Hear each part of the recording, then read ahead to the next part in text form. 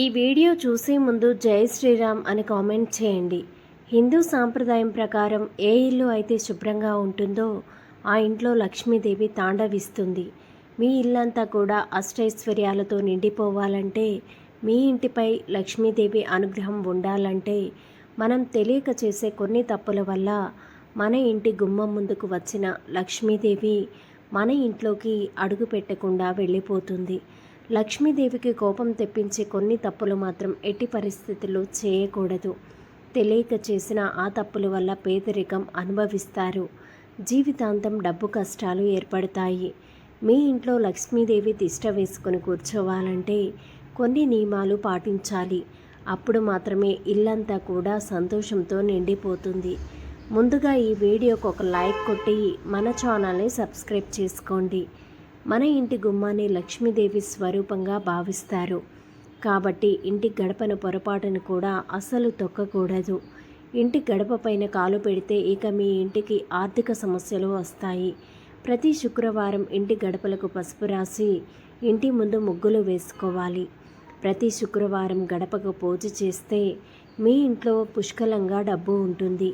ఇక సాయంత్రం 6 దాటిన తర్వాత స్త్రీలు జుట్టు దువ్వకూడదు.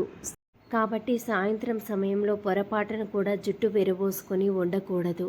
మన హిందూ ధర్మశాస్త్రాల్లో చీపురును చాలా ప్రాధాన్యత ఉంటుంది. చీపురును లక్ష్మీదేవి స్వరూపంతో పోలుస్తారు. అయితే రాత్రి సమయంలో మాత్రం ఇంట్లో ఉండే చీపురును నిటారుగా నిలబెట్టకూడదు. చీపురును అడ్డంగా పడుకోబెట్టి అప్పుడు మాత్రమే మనం నిద్రించాలి. ఇలా ఎవరైతే చేస్తారో అలాంటి ఇళ్లల్లో శ్రీ మహాలక్ష్మీదేవి తిష్ట వేసుకొని కూర్చుంటుంది. ఎవరైతే డబ్బు సమస్యలతో ఇబ్బంది పడుతున్నారో అలాంటి వారు ప్రతిరోజు బ్రహ్మ ముహూర్తం సమయంలో చీపురుతో మీ ఇంటిని శుభ్రం చేయండి. బ్రహ్మ ముహూర్తంలో ఇంటిని శుభ్రం చేసుకుంటే మీ ఇంటికి పేదరికం తొలగిపోతుంది. వద్దన్నా సరే మీ ఇంటికి డబ్బు చేరుతుంది. అలాగే తులసిని పూజించిన ఇళ్లల్లో పుష్కలంగా డబ్బు ఉంటుంది. ప్రతిరోజు తులసి మొక్కకు నీళ్లు పోసి తులసి చుట్టూ 5 ప్రదక్షిణలు చేస్తే ఇక మీ ఇల్లంతా కూడా బంగారంతో నిండిపోతుంది. అయితే ఆదివారం రోజున మాత్రం పొరపాటును కూడా తులసి మొక్కను పూజించకూడదు. అలాగే శనివారం మరియు ఏకాదశి రోజుల్లో తులసి దళాలు అస్సలు కోయకూడదు. ఇక మనలో చాలామంది కాళ్ళు కడుక్కోకుండా ఇంట్లోకి వస్తూ ఉంటారు. ఇలా చేయడం వల్ల మీ ఇంట్లోకి చెడు శక్తులు ప్రవేశిస్తాయి. ఇక మీ ఇంటికి కష్టాలు ప్రారంభం అవుతాయి. కాబట్టి కాళ్ళు కడుక్కోకుండా ఇంట్లోకి అస్సలు రాకూడదు. సంపదలకు దేవత అయిన కుబేరుడు ఉత్తర దిశలో కొలువై ఉంటాడు. కాబట్టి మీ ఇంటి ఉత్తర దిశ పరిశుభ్రంగా ఉండాలి. ఉత్తర దిశలో చెత్త లేకుండా జాగ్రత్త పడాలి. ఉత్తర దిశలో పనికిరాని వస్తువులు ఉంటే లక్ష్మీదేవికి కోపం వస్తుంది. ఇక మీ ఇంటి సంపద నశించిపోతుంది.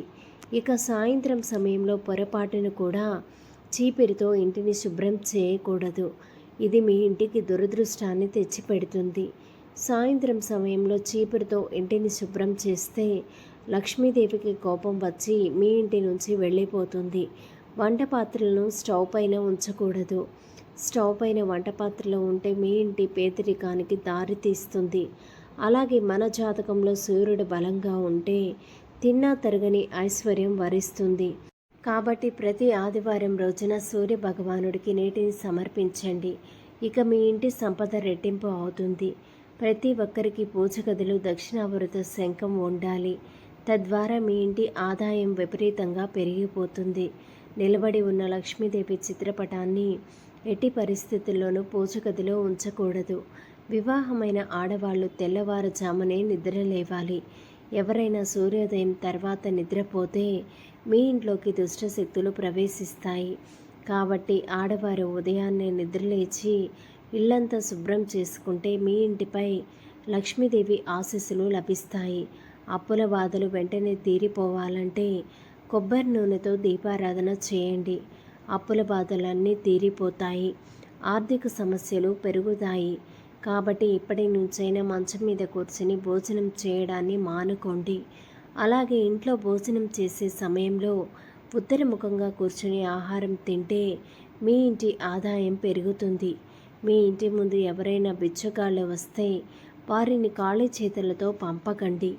ఇలా చేస్తే మాత్రం మీ ఇంటి నుండి లక్ష్మీదేవి వెళ్ళిపోతుంది. కాబట్టి ఇంటి ముందుకు వచ్చిన పేదవారికి ఏదైనా సహాయం చేసి పంపించండి. దీనివల్ల లక్ష్మీదేవి సంతోషించి మీ ఇంటిపై తన ఆశీర్వాదాన్ని కురిపిస్తుంది. ఇంటి ఇల్లాలు కంటతడి పెట్టిన చోట లక్ష్మీదేవి ఒక్క క్షణం కూడా నిలవదు. కాబట్టి వివాహమైన ఆడవారు పొరపాటును కూడా నట్టింట్లో ఏడవకండి. ఇక మనలో చాలామందికి ఇంటి స్థలం ఉన్నా ఇల్లు కట్టుకోవడానికి చేతిలో డబ్బులు ఉండవు. అలాంటి వారు ఏదైనా ఒక శుక్రవారం రోజున ఒక మట్టి కుండను తెచ్చుకొని మీ ఇంటి ఈశాన్యంలో పెట్టుకోండి. తద్వారా విపరీతమైన ధనప్రాప్తి కలుగుతుంది. మీ సొంత ఇంటి కల నెరవేరుతుంది. మనలో చాలామంది కాలికి నల్లదారాన్ని కట్టుకుంటూ ఉంటారు. కాలికి నల్లదారం కట్టుకోవడం వల్ల అనవసరపు ఖర్చులు తగ్గుతాయి. మీ ఆర్థిక సమస్యలు తగ్గుతాయి. అలాగే నరదృష్టి తగలకుండా ఉంటుంది. ప్రతిరోజు ఇంట్లో దీపారాధన చేయలేని వారు ప్రతి సోమవారం ఇంట్లో పూజ చేస్తే ముక్కోటి దేవతలకు పూజ చేసినంత పుణ్యఫలితం లభిస్తుంది. శివుడికి సోమవారం అంటే చాలా ఇష్టం కాబట్టి సోమవారం శివుడికి పూజ చేస్తే ముక్కోటి దేవతల అనుగ్రహం లభిస్తుంది. మీ పూజ గదిలో ఉండే లక్ష్మీదేవి చిత్రపటాలు లేదా లక్ష్మీదేవి విగ్రహాలు ఒకటి కంటే ఎక్కువగా ఉండకూడదు. దీనివల్ల మీ ఇంటికి చెడు జరుగుతుంది. ఇక పూజ గదిలో ఉండే లక్ష్మీదేవి చిత్రపటాన్ని ఈశాన్య దిశలోనే పెట్టుకోవాలి.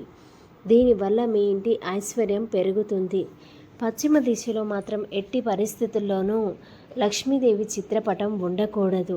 మన ఇంటి ప్రధాన ద్వారం గుండానే ముక్కోటి దేవతలు మన ఇంట్లోకి అడుగు పెడతారు. కాబట్టి ప్రతి ఒక్కరి ఇంటి ముందు ఖచ్చితంగా స్వస్తిక్ గుర్తు ఉండాలి. తద్వారా మీ ఇంట్లోకి దేవతలు అడుగు పెడతారు. ప్రతి శుక్రవారం లక్ష్మీదేవికి పూజలు చేస్తే స్త్రీలకు దీర్ఘ సుమంగళి ప్రాప్తి వరిస్తుంది. శుక్రవారం రోజు భార్యాభర్తలు గొడవ పడితే అలాంటి ఇళ్లలో లక్ష్మీదేవి ఉండదు. ఇంట్లో ఎల్లప్పుడూ డబ్బు కష్టాలే ఉంటాయి. శుక్రవారం ఇంట్లో గొడవలు పడితే భార్యాభర్తలు ఎప్పటికైనా సరే విడిపోయే అవకాశాలు ఉంటాయి. ఇక ఎవరైతే ఇంటిని పరిశుభ్రంగా ఉంచుకుంటారో అలాంటి ఇళ్లలోకి లక్ష్మీదేవి మనం పిలవకపోయినా సిరి సంపదలు తీసుకొస్తుంది.